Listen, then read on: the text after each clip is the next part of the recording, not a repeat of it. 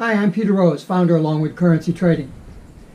I look at the price, not the indicators.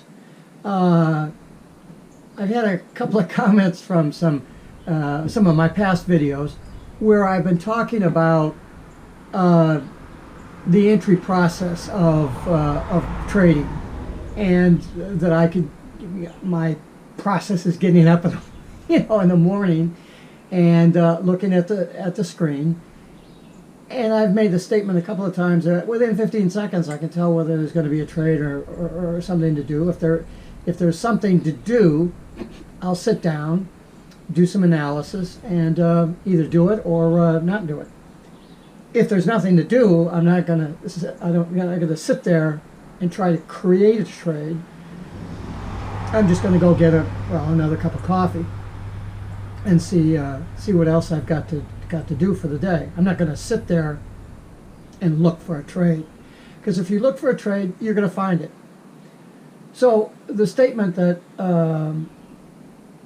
has confused folks is, oh, you can't look at the charts in 15 seconds and determine whether there's a trade or not. Yeah, I can. Remember, I'm not looking at 6 or 8 different currency pairs. And I'm not dumb enough to try to trade DAX, currencies, gold, and all this other stuff and mix those markets in the same process. One currency pair, and only currencies. Why? Well, I only live in one house at a time. I can only eat one steak at a time. I can only drive one car at a time. I can only read one book at a time and get the artisticness of it. I can only watch one movie at a time. Why would I try to trade more than one pair at a time? You could say, well, you should get familiar with 2 or 3 different pairs, because you may want to trade one time, one country's stuff going on in another country. No, why would I want to do that? There's enough to know about one pair that you could ever need to know. Do you think you're going to make more money by trading more pairs? I mean, I don't think you are. If you can't make whatever kind of profit target goal you have, let's say you want to make $80,000 a year from your trading, do you think you need to trade 4 pairs to do that? You know, you're not going to make $80,000 a year trading a $10,000 account. You need to trade heavyweight in order to get big results.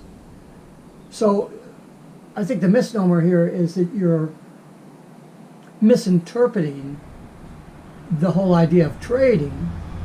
If I'm trading cars, I'm trying to get the best price that I need for today, and I'm looking at price the same way. I'm looking at my trading as not buying more cars to get smaller margins but make more money based on the volume.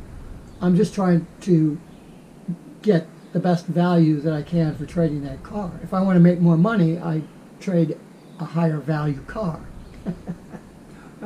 I mean, as long as I limit the field of battle, one currency pair, that's it. One market, that's it. I could pull up that screen and I can look at it, or just pull up the quotes, current quotes going on, because you have to get a feeling for what's going on. Oh, it said, 1.2469, and it was at 1.2465 when it closed, when I went to bed last night. So there's not much difference in what was happening last night than what there is now. And nothing else has changed. If the price is still there, then not much else has changed. So you look at the past and you say, well, price is started here, and then during the course of the night it went like this, and it's back here, so I might want to know that. But those are probably the only 2 things that I need to look at, is where's price now, what's it doing, And what did it do when I wasn't around to look at it? What happened in the past? Now, I don't have to reevaluate what happened 3 days ago. I don't have to look back and do calculations from price action 2 weeks before. I did that 2 weeks ago. You know, I only need to consider a small, finite amount of time. We have a lot of truck traffic going by here. We've got 2 or 3 houses that are under construction down the road here. This is a beautiful area, and there's a lot of land. They sold, I think the piece that they're working on is 110 acres that they sold down the road here, so they're excavating that and turning some of that into some lots. So we're looking forward to having some new neighbors. So that's the racket. But we enjoy sitting out here. You listen to the birds. If that bothers you, that's okay too. So when I step up to the trading desk and I look at what's going on, I have a very finite target area to look at, because I've been looking at it every day, and it's in my head every day. And so it's the price action that's valid and not the indicators. The indicators tell you what it did. Well, if I want to know what it did, I can look back at the chart. I don't need a moving average to tell me that. I don't need a Bollinger Band. I don't need a RSI. I don't need any of that. Why would you? Excuse me, I'm not telling you what to do. You have to do what you want to do. This channel is about what I do. And I offer that as advice as to what's worked for me and what hasn't worked for me. Of course, the things that work for me have to be taken within the context of the process of what I teach in making the trading simple. There's a lot of folks out there that want to make their trading complex, and that's fine. It makes some folks feel important, that they're solving complex problems. The problem is complex, but the solution doesn't necessarily have to be complex. And I did 33 years as a senior software engineer, designing and developing business applications for large businesses. What we call back office systems, how I operate the back office, how do I operate the warehouse. I was in charge of all warehouse operations, programming, and analysis for a large company. That's pretty complex. I was in charge of all the mailing, national and international mail distribution that came out of a company. Those are complex applications. You solve complex problems by breaking them down into small pieces that are understandable, that have what I call a finite problem domain. Now, there's only one problem to solve. You solve that problem, then you go to the next one and you solve that problem, and you figure out how to put those two solutions together. That's how you solve a problem. If you don't have the training to do that, then you need to listen to somebody who does know how to do that, because that's the way that you learn how to trade, not by following somebody's engulfing candle pattern training that they want to give you. So all I'm trying to do is share with you the necessity of doing trading in a rational manner, a simple manner. And one of the ways that I make it simple is because I started trading this stuff when I was still working as a software engineer. And so I didn't have 2 hours to sit there and see if there was a trade to make, and I certainly wasn't going to let a trade run unless it was a real runner. If it was ripping, you could put a trail stop on it and let it go, and it didn't matter where it clicked out at because you were way ahead in the money. But if you're doing normal trading where you're looking for 10 or 15 pips or 20 pips a day, if you can't identify when you're working, if you can't identify quickly that the price not only has 20 or 30 pips that it could run, but there's nothing in the way to stop it from running that distance. I mean, there's only 3 questions that you really need to ask yourself when you look at the chart in the morning when you go to trade, you know. And so I just learned to do that. I had to learn how to do that. Those are all considerations that most of you, nobody's talking to you about that. And you're trading a couple of minis, or maybe you got to trade 2 full lots or 3 full lots or something like that. And you're scrambling around and things aren't going together the way that you see other people are having to go together. So what is it that you don't know that they're doing?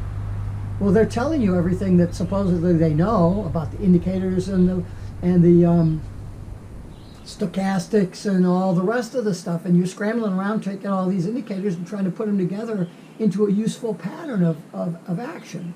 And as I've said many times, if you're working with 2 indicators, there's 4 different permutations you can put those 2 indicators in. If you have indicator A and indicator B, you can use A, or you can use B, or you can arrange them using A prominence and B secondary, or you can arrange them B prominence and A secondary. So if I'm using 2 indicators to try to figure out what I'm doing, I really have 4 things that I've got to think about. If I have 3 indicators, I've got 21 different permutations. 5 indicators is 325 different permutations. How much more complex do you need? And yet people are saying, well, we need confluence among 3 or 4 indicators. That's 60 different permutations you could put those things into. Are you going to be able to do that? No. Are they able to do that? No. They're looking at it after the fact. They're looking at price action and say, that looks like a good trade. I'm going to take that trade. Oh, well, let me confirm that with throwing a stupid Fibonacci on it and look at the Bollinger Bands and all. Oh, yeah, all that looks like, and then they go. But if you just try to do it with the indicators themselves, it's not going to work because you're not learning how to trade. So that's why I can come in the morning and look at the screen and go, there's nothing here, and go get another cup of coffee and not worry about it, because when I come back, maybe there will be something there. Remember, I'm trading on a 5-minute time frame. So when I come in and look, I've got 12 potential decisions an hour, whether to take the trade or get out or manage it or whatever. 12 times an hour. What are you doing if you're a position trader? You're trading up on the daily chart that everybody tells you is so safe. How many times a day can you come in to see if there's a trade? Once. 5 o'clock when it closes. Oh man. And then you get doing this daily stuff, and now you're talking about learning the fundamentals, the economics of the pair countries, and you're needing to learn all kinds of stuff that you don't need to know. Just because some of these guys that say, oh, I've been on CNN talking about currencies, and they're jabbering on about interest rate theory and and unemployment rates and all that stuff, and you're trying to apply that to your trading, you don't know enough. And you'll never know enough unless you're studying fundamental economics 6 or 8 hours a day like these guys are.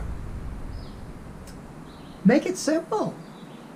I mean, I enjoy the economics of it, so you'll hear me talk about interest rates and stuff, but that's after the fact. Trading comes first. If you don't know how to trade, you'll never be able to learn how to put all these pieces together. Do I use moving averages? Sure, I use moving averages, but I don't use them for entry analysis. I don't use them. I don't. That's not what those types of indicators are for. If you don't understand how to trade, then you won't understand what I'm trying to say. I guess that's the problem.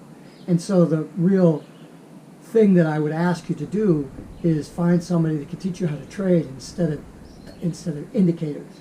And that's why I opened the video by saying I look at price and not indicators. Peter Rose, Longwood Currency Trading. Have a great day and have a great trading day.